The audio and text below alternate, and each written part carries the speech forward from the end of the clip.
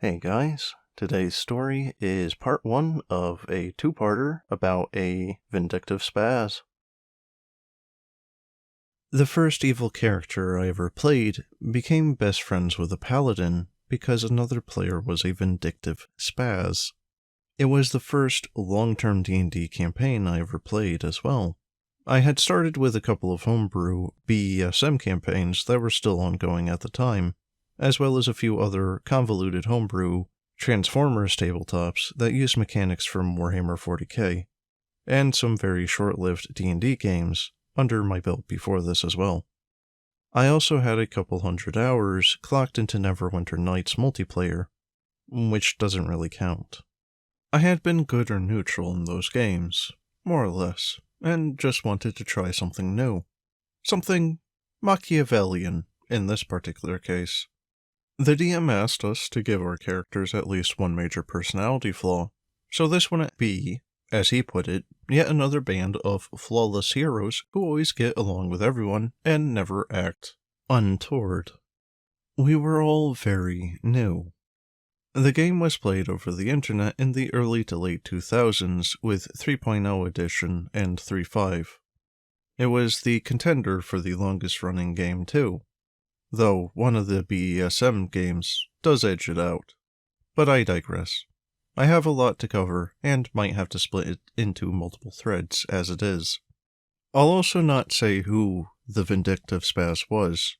That way you can get information as I got it at that time. It is obvious in hindsight, and probably obvious if you're looking for the signs too, but I think it will read better when all these details I included suddenly start making a sinister sort of sense. To grossly oversimplify things, the setting was not Eurasia, and the orcs were the not Mongolians. Actual Mongolian analogues were in the game, and hated the orcs, just as an aside. Most of the PCs were from not Western Europe.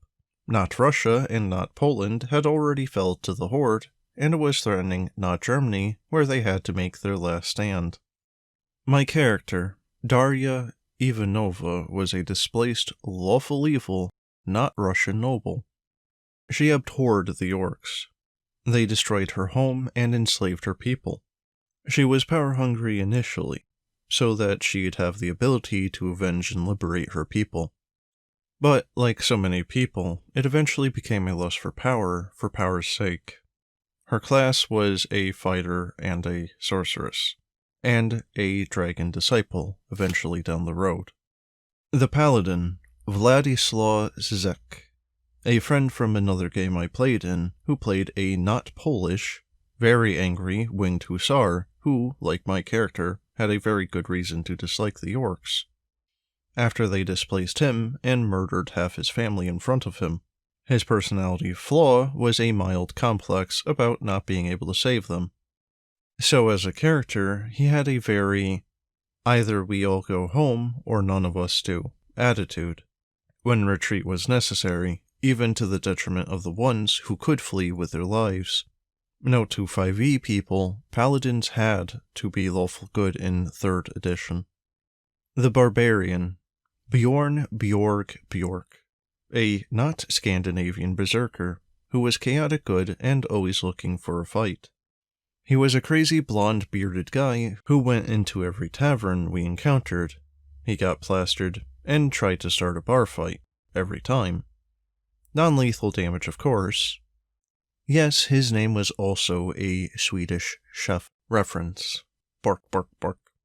And he did come up with the Norse-sounding nonsense words when speaking Norse.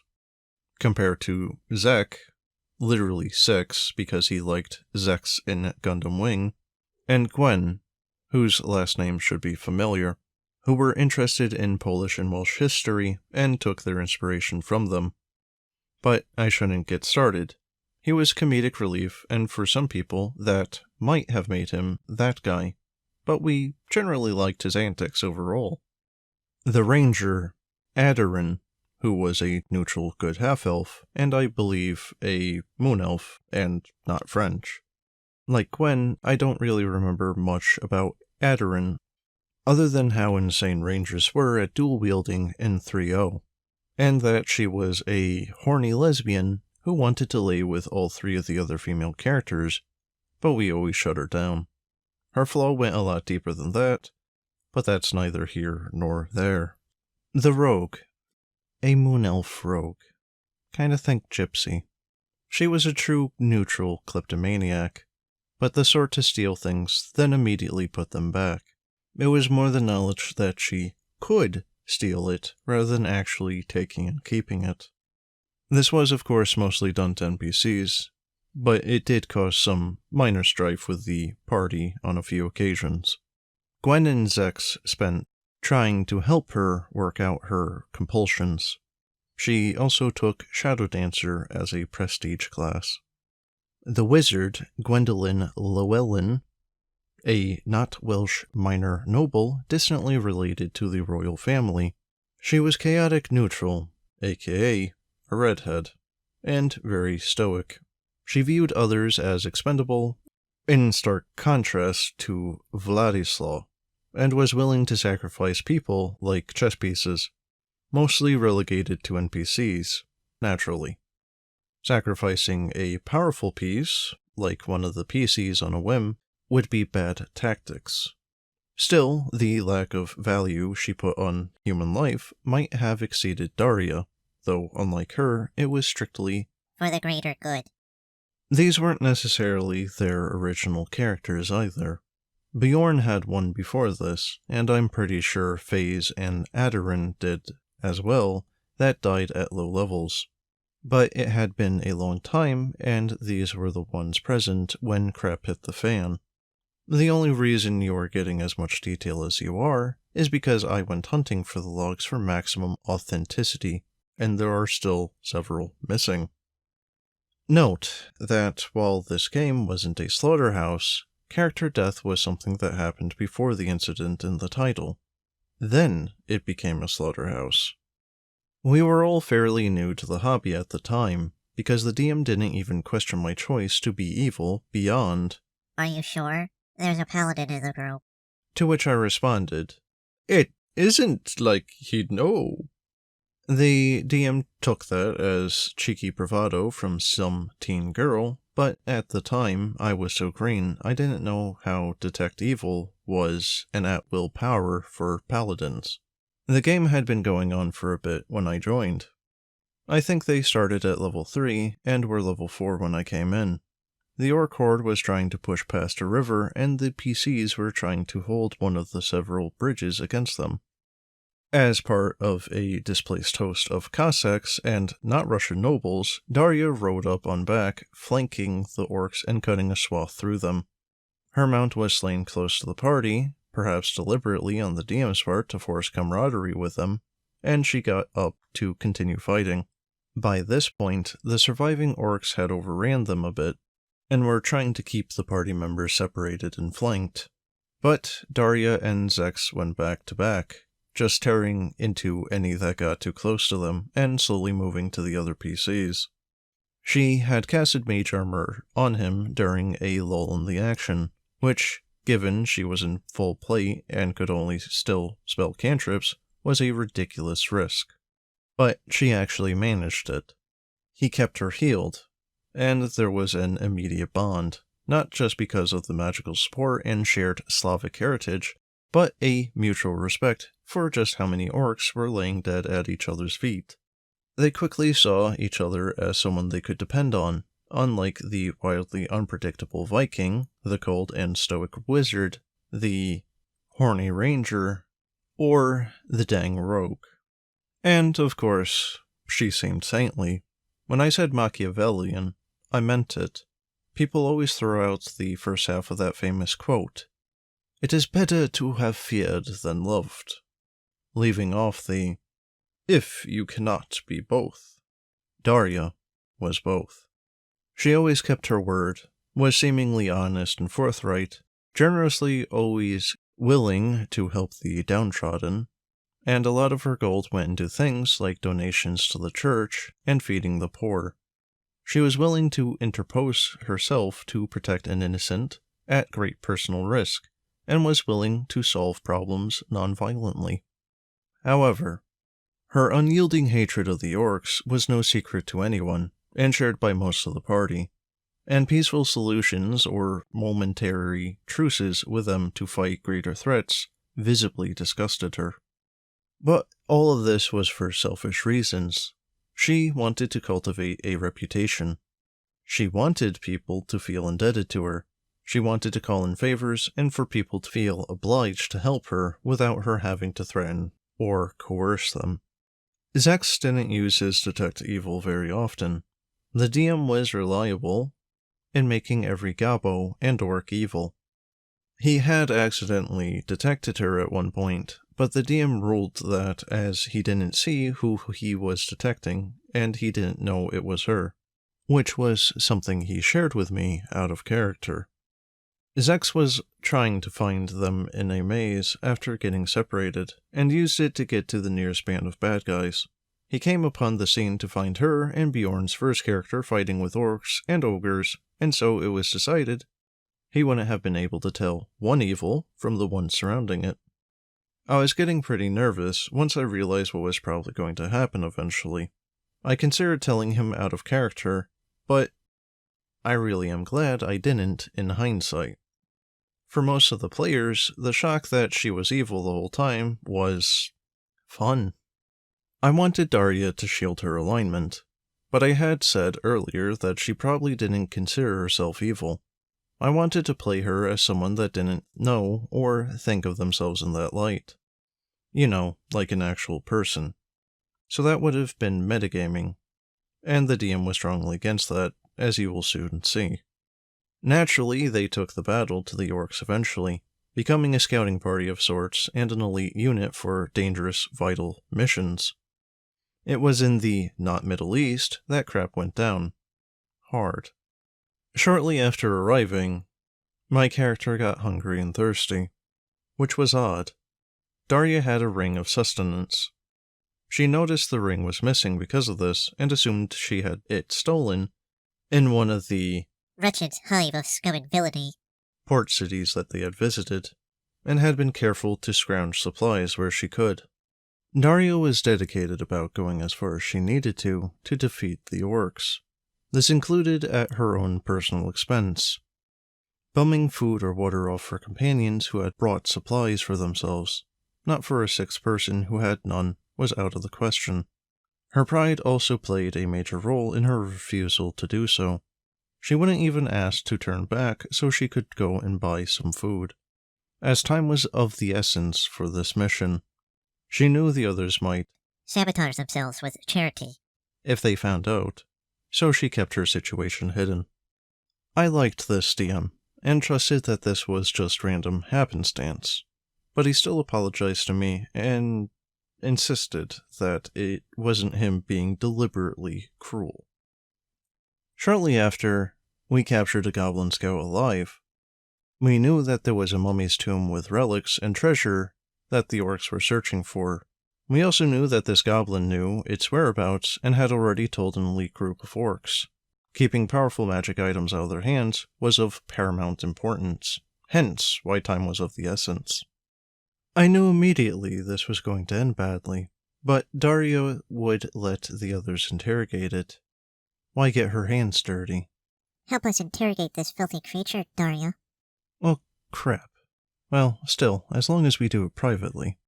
We'll all help. I want a piece of 'em too. Well, crap. But we all hate orcs and their goblin pets, so this won't get too bad. Now, hold on, Bjorn. You might go too far. Let Daria take care of this.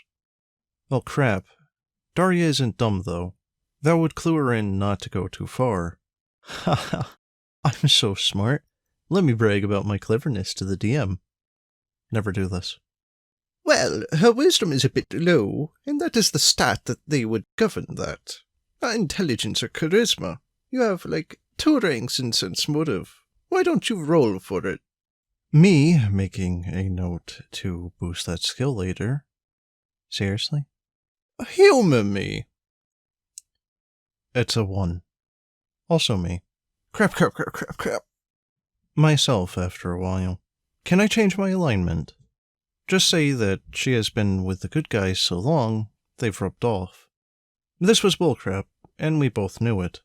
She was running around helping the poor and saving people at great personal risk, but she did it for selfish reasons. Seeing the other PCs doing the same wouldn't make an impression on her. You chose this alignment and have been playing it very well. I thought he would find out immediately and kill you or demand you leave. Honestly, you've been really lucky with the detect evils. But I believe strongly that actions should have consequences. Please, don't flake out now. See this to the end instead of trying to find the easy way out. I was still apprehensive, and he could tell, so he tried to smooth it a bit. How about this? I will roll wills for the goblin to see how much it takes for him to talk. You might get lucky again and get him to talk quickly. Besides, you aren't the only one doing stuff like this. Wait, what? There's another evil character in the party? No, not evil. I shouldn't have said anything. I was just trying to make you feel better. That was some awful foreshadowing. But I didn't press him because I knew he liked keeping player secrets. There had been a lot of skeletons in all of our closets. By design, really. It made for a fun game, having to deal with everyone's little psychoses and hang-ups. People were noticing my silence in the main chat. Some were even saying that if I wasn't okay with this, their characters could do it, or we could just fade to black. Which I knew would be odd, seeing as we were no stranger to excessive gory descriptions when we were taking damage, or dishing it out in combat. I had to act, so I steeled myself and started. Some of you are sensitive to this sort of thing, so I will leave it to the imagination, but I have never been a stranger to really gritty things, really grotesque things, and really nasty things. I like horror movies, and I can be sadistically creative. I already knew the answer, as all of us typed gruesome stuff when emoting our characters hacking through hordes of bad guys. But I asked if anyone was really squeamish. I was prepared to do a Cliff Notes or an in-depth. Everyone liked in-depth, detailed roleplay. Sex typed, LOL, just get on with it. Vladislav objected in character when I got a little too far. After another failed sense motive, Daria thought that they were doing a kind of good cop, bad cop thing. And it kind of was. At one point, Zex pushed her aside gently and told the goblin he wasn't sure if he could stop her if it made her really angry. The goblin squealed and told her everything it knew. The DM had the group as a whole roll sense motive. Daria won that one, and Sex failed his. Daria, Gwen, FaZe, and Aderin knew it wasn't telling the whole truth. Sex and Bjorn did not. She didn't stop. Sex objected in character again, this time more adamantly. Daria explained that he could be lying. She wanted all the possible leads on the Orcish troop movements and what they were up to in the region. Then she asked him to use lay on hands on the poor goblin, so she could start torturing him all over again without risking killing him. That was when it was obvious that this wouldn't end anytime soon, and Daria was willing to use something holy and pure just to continue something vile and awful. The DM asked me privately, "Is she enjoying this?" Probably. She really hates orcs and goblins, but she'd try to hide it. Absolutely. Roll bluff. I did, and it wasn't bad. The DM had the rest of the party roll sense motive, and Sex beat it. He told the people that succeeded, Adrin and Bjorn were the others, that Daria was enjoying torturing the goblin, and it was obvious to them. That was when Vladislav used Detect Evil, and the objections gave way to demands that she would stop immediately. Mind you, this sounds like it went on for a bit of time. It didn't. This went on for about 10 back and forths in a chat between me, Sex, and the DM, with various inputs from the other players. Adrin and FaZe didn't care. FaZe even cheered Daria on, all the way up to that Detect Evil. Bjorn disapproved, and Gwen had to leave the room in character as it made her physically ill. I knew when this scene started that the jig was going to be up, but I still went through with it, exactly as my evil character would have. But this was now an unbelievably tense situation. Rightfully so. Sex now knew she was what he called a black soul, but he also had mixed feelings on it in character and out of character. There was a lot of emotions there for him and his character to process, and he was a bit miffed, more at the DM than me, because he felt he would have detected her sooner. The DM explained why he hadn't, as I outlined above. He accepted it and said he needed to think about this. We broke, and I remember Vladislav logging off quick, which worried me as I wanted to talk to him. We usually kept playing into the night until someone needed to go to bed with no official stop time, but he didn't seem tired. Feels bad, man. It felt like I broke the whole game. It didn't help that Gwen, FaZe, and Bjorn were all upset at the DM as well, as he had allowed me to play an evil character. I'm not mad. I was repeatedly reassured out of character by all three. Just concerned. Which wasn't wrong, at least not at the time. The anger would come back later. Gwen said out of character that I didn't have to change my character. Just don't stab us in the back. FaZe, out of character, wanted me to, but wasn't adamant about it. It's about whatever you want, ultimately. Bjorn, though? Out of character, Bjorn was very careful to say that he liked me, but that I should absolutely switch to lawful neutral. He wasn't unrelenting, and he said we could find an in-character reason for the change, but that it needs to happen. Out of character, Adarin defended me and my choices and wanted Daria to stay, the same because it was, in her words, Cool to see a nuanced evil character that doesn't just run around kicking puppies. And that she was interested in what made Daria tick. Also, if you remember this post about a player stealing from her party in real life while playing an amazing character in-game. Yeah, she was one of the people that forced a weird fetish. She behaved in character and took no for an answer in character, but she really wanted Adarin to switch places with that goblin. Really wanted her to. So the one person that was defending me in-game was another lesbian who asked me privately if I had a BDSM fetish. Truncated vision. So Daria liked torturing the goblin. Did you? I guess it was fun. Why do you ask? Are you willing to be as rough with a sexy elf as you were with that goblin? Now's not the time. I'm a little upset right now. Okay. Sorry. But I'd like to talk about this later.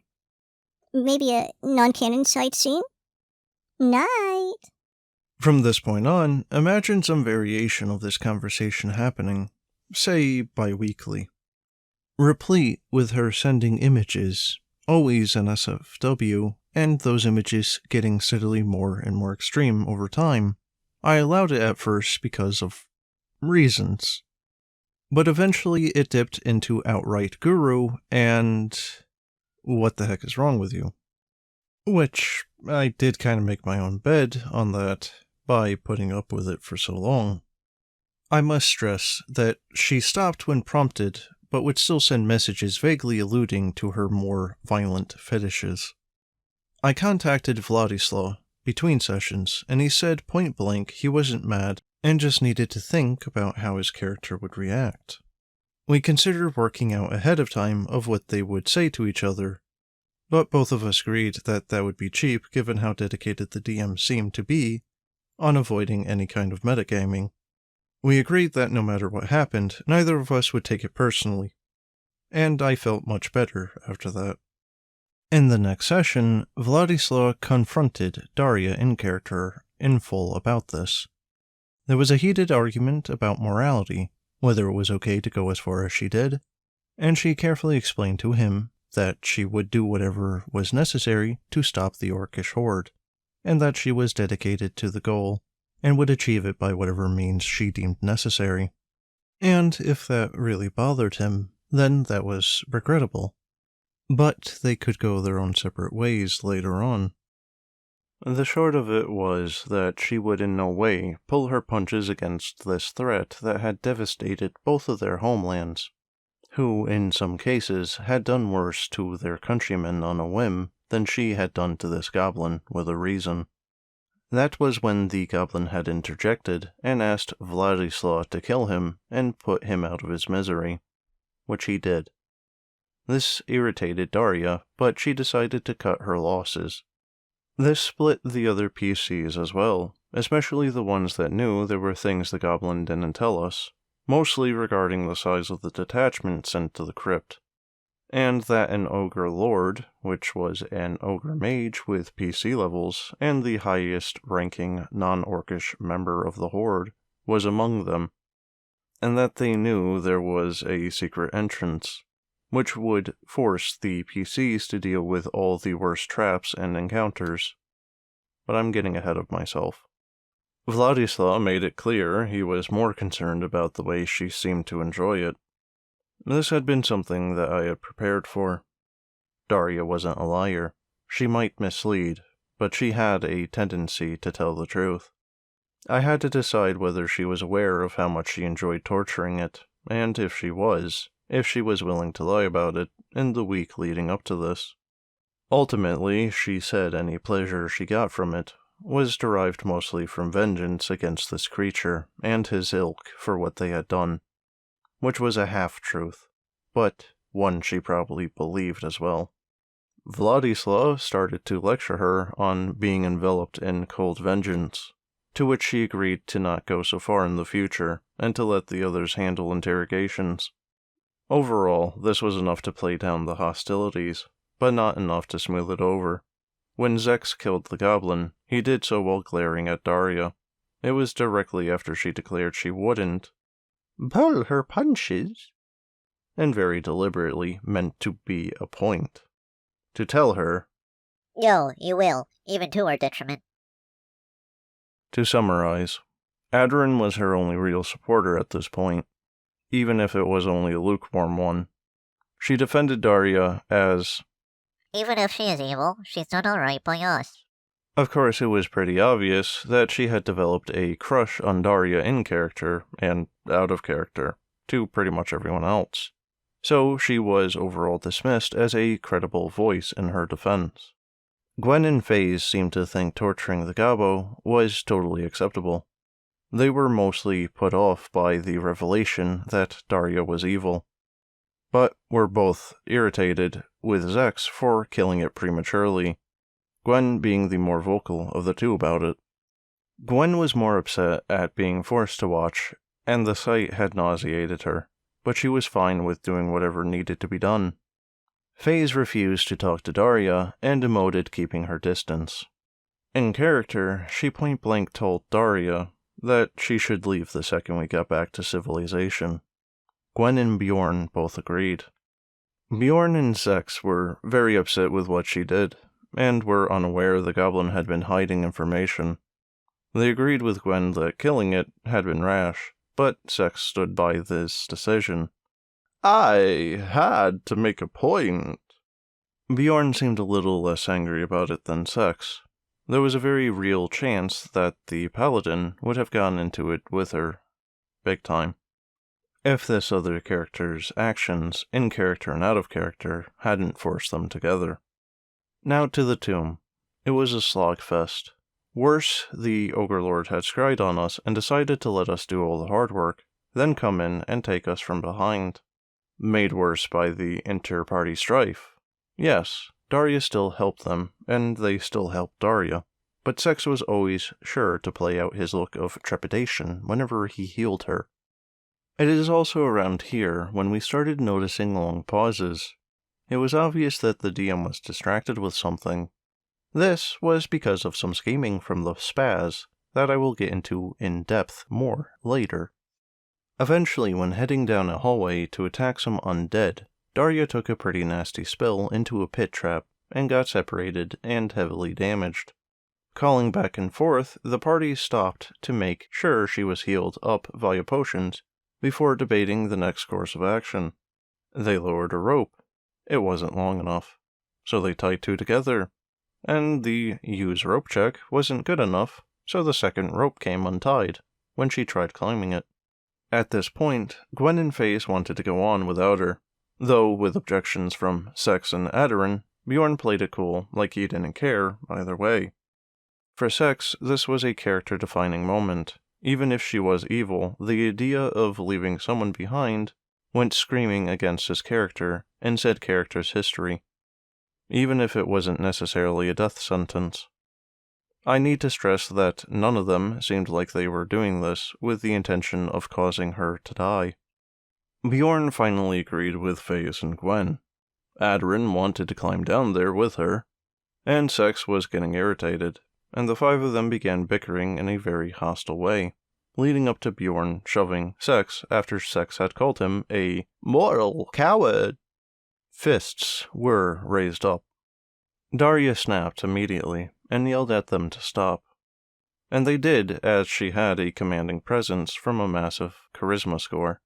She told them that she'd catch back up. In her mind, it was more important for them to finish things than devolve into infighting. There were doors down there, and she would find her own way. After some more arguing, Sex and Aderin had agreed to this. The DM split us into separate rooms for stuff like this. He liked immersion so our characters wouldn't know what the other characters were dealing with. It also helped remove the temptation to metagame. Several traps and fights later, and a very wounded, mummy-rot-inflicted Daria found the secret entrance and the orc camp. Immediately, Daria left to warn the others, and looked out on her stealth. She was a very low dex character in full plate. This was not her forte. Daria was a very combat-oriented sorceress. No flight spells, or things like message.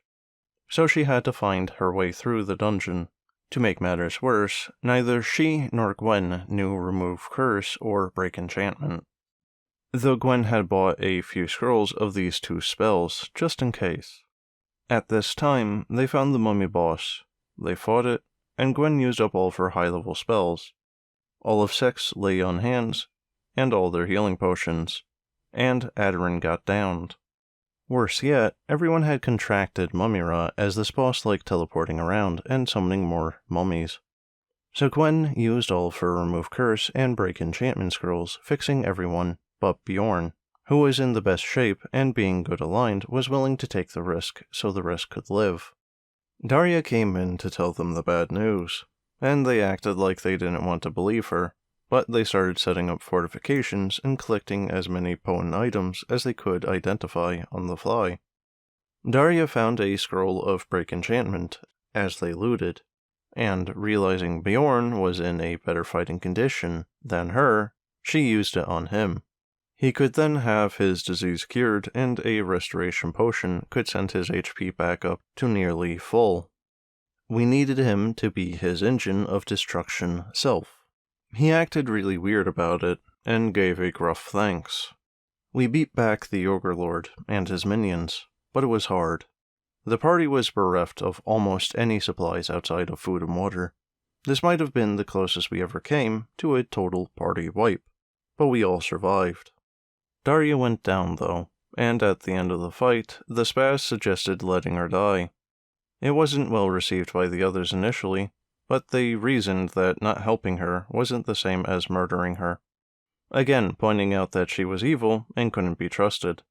All three of them actually started to consider it, at least until Sex put the moral guilt trip on them.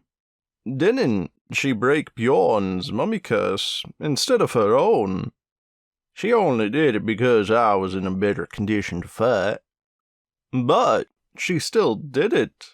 And this is how you repay her. He relented and said out of character, Daria is lucky I'm playing a good aligned character. With a little LOL tacked on a second later. Bjorn then accused Sex in character of having feelings for Daria. Sex said, I only believe in being fair and just to everyone, regardless of their moral character. This was an important moment. It let the one of them know that, if someone wanted Daria dead, that at least two other characters would consider it, even if only a slight edging from sex got them to back down immediately. They were, at the very least, humoring the idea. It led them to believe they could eventually bring them into a conspiracy to kill Daria, and it made me a little paranoid. So after a rest, and some lay on hands, Daria and Aderin were both back up. Sex used Remove Curse, and it failed. We were suspicious Gwen had scribed one of the Remove Curse or Break Enchantment spells into her book, and Aderin confronted her on it. As in her own words, Gwen wouldn't be so stupid as to not do it, knowing we'd be fighting mummies, and knowing mummy rot is a thing. It is why she brought the scrolls in the first place, after all. She had, in fact, but she hadn't prepared it. Her excuse was that she didn't know it would require a caster check, and though Sex would have it, and that during the fight, she wanted to use her offensive spells and fall back on the scrolls afterwards. Which isn't unfair, but I was starting to get suspicious that there was a conspiracy to have Daria killed. So was Daria. One had to wonder if she would have prepared the spell if she hadn't been put on the spot. Daria went to check the camp the Arcs had left, but found it to be mostly burned. This was a valid strategy to keep things out of the hands of the other side, but it turns out it was the party that burned it after looting what they wanted. Daria took what she could find, with some of the party taking note of her scrounging. The next day, Gwendolyn broke the curse. Then, after Remove Disease, Daria was cured. But Sex wasn't high enough level for Restoration yet. Lesser Restoration cured a little of the Mummy Rot's con damage, but it was still pretty bad. All 3 con damage rolls had been high and put her in the 5 or 6 range. Then came the trek back to civilization with her prizes and victory. But the trip was not a kind one to Daria. Fortitude saves from dehydration in the desert were made harder by the mummy rot chipping away at her con. Lesser Restoration recovers 1d4 of a missing ability score, so even after 2 days of treatment, she still wasn't back at 100%. On the 5th day, she would eventually faint, and at that point the jig was up. Sex and Aderin had been noticing her deteriorating condition since before the pyramid. Now they knew something was wrong. It's hard to refuse water when you're unconscious. Daria wouldn't admit it, and told them not to waste their water on her, claimed that she still had the ring. That was easy to prove false when Sex just grabbed her wrist and held up her hand. Daria reassured them that she could make the trip back. It bears repeating, it is really hard to refuse water when you are unconscious. Both ignored her, and supplies were running low. So this infuriated her. It also humiliated her, especially when she gave in and just accepted their help. Sex brought attention to the situation to the other 3, and with that, this is your last chance to guess who was the vindictive Spaz, because it was about to come out in a big way. Why give her water when she doesn't want it? Just let her die, said the Spaz. I will leave it up to you, Daria replied. No, I asked you. Replied the Spaz, still in character. You just use her refusal as an argument on why not to, said Aderin, as all eyes moved onto the Spaz. The 2 who weren't vindictive Spazes started to notice one of the anti-Daria trio was a bit more gung-ho about killing her than the others, and that they weren't being cheeky when they said things like this. The Spaz had been this way the entire time, really. I've just been avoiding drawing too much attention to it. Eventually, sharing rations and water was a near unanimous decision, with one lone voice against it. Well, guys, this story was quite a long one. I actually had to split the recording across multiple days, so I hope you enjoyed it and that it was worth it. But, on who I suspect that the Spaz is, I would suspect Bjorn. At the very least, if it's not him, he's one of the ones that are conspiring against her. He did actually, after all, say, She's lucky I'm playing a good character.